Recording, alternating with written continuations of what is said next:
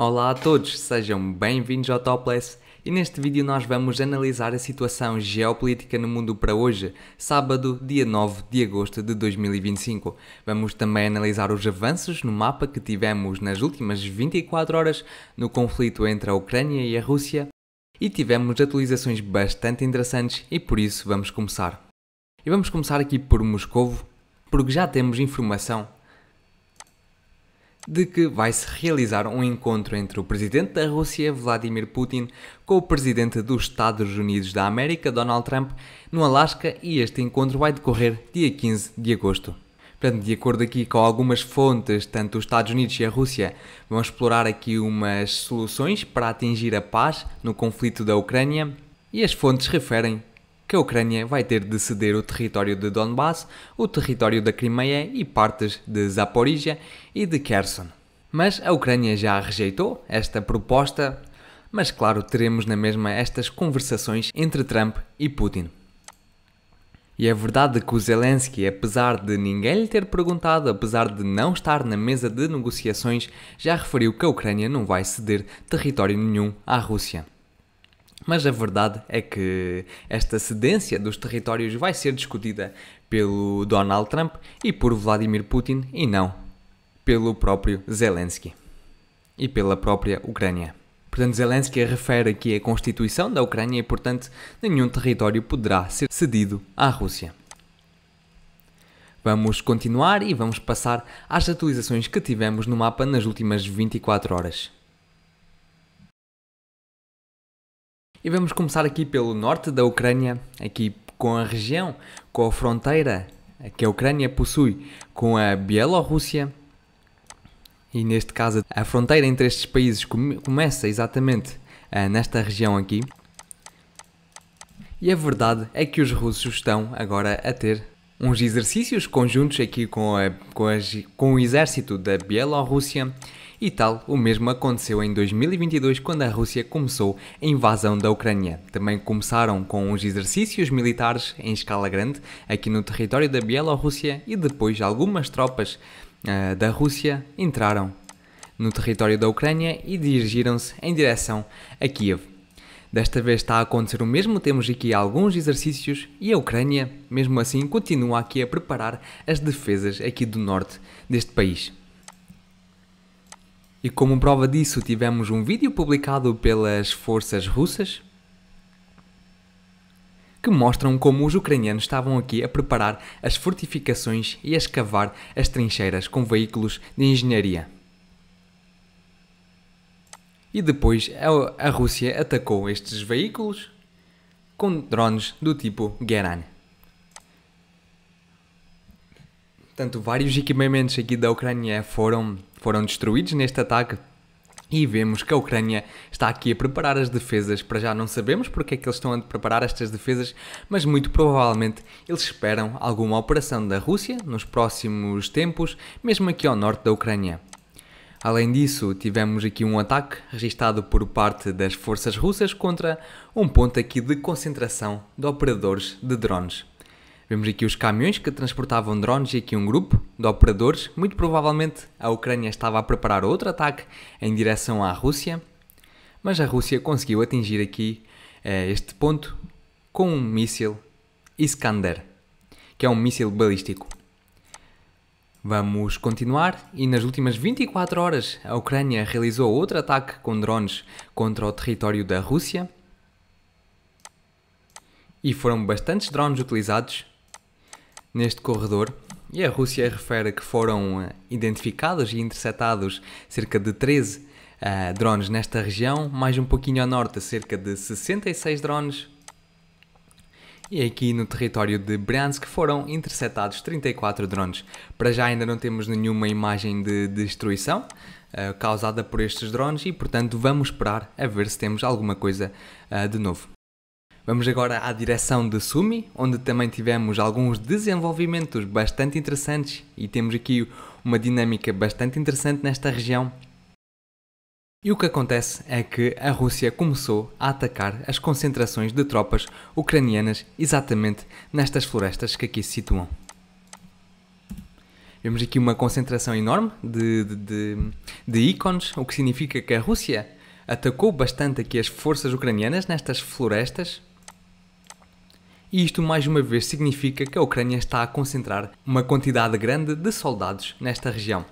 E eu vou relembrar que há 2 semanas atrás a Ucrânia também concentrou aqui uma grande quantidade de soldados, exatamente nesta floresta, e nós tivemos bastantes ataques da Rússia com bombas voadoras a esta floresta, e passado uns dias a Ucrânia efetuou um contra-ataque nesta direção e conseguiu recuperar aqui o controlo sobre a aldeia de Kindratyevka, mas também conseguiu recuperar o controlo sobre a aldeia de Andriivka e de algumas porções do território mais ao norte desta aldeia. E a verdade é que com esta concentração de ataques por parte da Rússia, e estes ataques foram geolocalizados em diversos pontos aqui no mapa, isto leva a crer que a Ucrânia começou aqui uma concentração de soldados e que vai, nos próximos dias, tentar contra-atacar aqui as aldeias de Varychnia e Oleksiivka e tentar recuperar mais alguns territórios na direção de Sumy.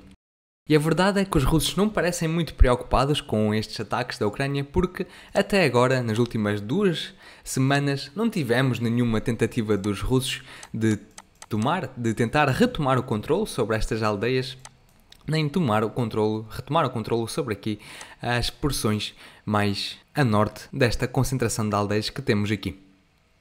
Portanto, muito provavelmente a Rússia vai querer usar este território do Sumy para trocar nas mesas de negociações alguns territórios em Donbass. Vamos continuar. Na direção de Kharkiv e em Vovchansk não tivemos nada de especial nas últimas 24 horas, por isso vamos avançar. Na direção de Kupiansk também não tivemos nada de novo, por isso podemos continuar. E temos desenvolvimentos bastante interessantes aqui da parte da cidade de Liman. E o que acontece é que nos últimos dias, mais ao norte, a Rússia tem vindo a expandir aqui a sua zona de operação e tivemos provas de ataques ucranianos efetuados contra as tropas russas nestes territórios. Portanto, não temos dúvidas de que a Rússia controla estes territórios e já algumas fontes referem que os soldados russos conseguiram atravessar este rio que aqui passa e conseguiram estabelecer algumas posições no lado oeste deste rio. Para já ainda não temos prova disso, por isso vamos esperar antes de pintarmos o mapa em favor da Rússia, mas em Liman tivemos um desenvolvimento bastante interessante, que foi que as tropas russas efetuaram um ataque aqui nesta aldeia, exatamente por esta estrada aqui, e tivemos localizações que comprovam estes ataques, estes avanços por parte da Rússia. E esta prova é um vídeo publicado pelas forças ucranianas que mostram como eles estavam a atacar os soldados russos que estavam a avançar em direção a esta aldeia. Portanto, os russos estavam aqui a utilizar motas para isso. E nós não podemos ver este vídeo até ao final por causa da violência que está presente, mas este vídeo foi geolocalizado em 2 pontos específicos. Um ataque decorreu nesta zona e outro ataque decorreu especificamente neste lugar aqui. Portanto, os russos começaram aqui uma operação para controlar a aldeia de Zarychnia. Portanto, os russos muito provavelmente nas próximas semanas vão tentar aqui efetuar ataques à cidade de Liman. A própria Ucrânia já anunciou a evacuação dos cidadãos desta cidade, portanto a Ucrânia já está a preparar as defesas desta cidade e muito provavelmente, brevemente, teremos a 3ª batalha por esta cidade. Portanto, a Rússia está a puxar as suas reservas nesta direção e a Ucrânia, para se defender, também está a puxar as suas reservas aqui em direção a esta aldeia de Zarychnia. E o que acontece é que os russos estão a ver estes movimentos todos dos ucranianos e prosseguem a atacar as forças ucranianas que passam nesta direção. Temos aqui vários ataques por parte da Rússia contra drones ucranianos, contra veículos ucranianos, mas também contra aqui equipamentos de comunicação. Estes equipamentos de comunicação, estas antenas, permitem não só a comunicação entre as tropas ucranianas, mas também o controlo sobre os drones kamikaze que os ucranianos utilizam. E o que acontece é que antes de uma ofensiva para uma cidade, para uma região, é necessário destruir estes equipamentos de comunicação todos para reduzir as hipóteses de defesa. E portanto os russos estão a fazer precisamente isso neste momento e portanto podemos esperar realmente que durante os próximos dias ou nas próximas semanas comece aqui a batalha por Liman. Além disso, nós sabemos que passa aqui um rio que separa aqui a cidade de Liman da parte oeste da Ucrânia. E o rio tem mais ou menos esta configuração aqui e, portanto, existem pontes a atravessar este rio e a Rússia quer controlar ao máximo qualquer via logística que permite a ligação das tropas ucranianas de um lado para o outro. E a verdade é que os russos estão bastante atentos a isso e sempre que veem algum tipo de movimentação por parte da Ucrânia, algum tipo de concentração de tropas que poderão ou que estão prestes a iniciar uma passagem por este rio, a Rússia ataca esta concentração. E temos aqui um ataque com um míssil balístico Iskander com munições do tipo cluster. Vamos continuar. Aqui mais a leste e aqui na própria região de Siversk já tivemos aqui uns ajustes no mapa, para já ainda não confirmados, mas várias fontes, incluindo fontes pró-ucranianas, referem que a Rússia conquistou aqui muitas posições ao longo desta floresta. Tivemos aqui mesmo uma fonte pró-ucraniana a publicar estes avanços por parte da Rússia, mas para já não tivemos nada de confirmações visuais que confirmem este controle por parte da Rússia e, portanto, não vamos ajustar o mapa em favor da Rússia. Aqui em Siversk, a Rússia prossegue a atacar as tropas ucranianas, mas os ucranianos também vão respondendo e vão atacando as forças russas nesta direção. Temos aqui um veículo russo a ser atingido e destruído por drones kamikaze dos ucranianos.